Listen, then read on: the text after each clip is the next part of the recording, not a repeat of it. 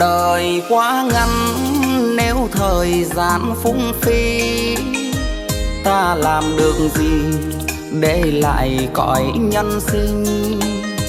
Thức giấc khoan thai đón bình minh tươi rạng, thêm một ngày vui sống giữa dương gian.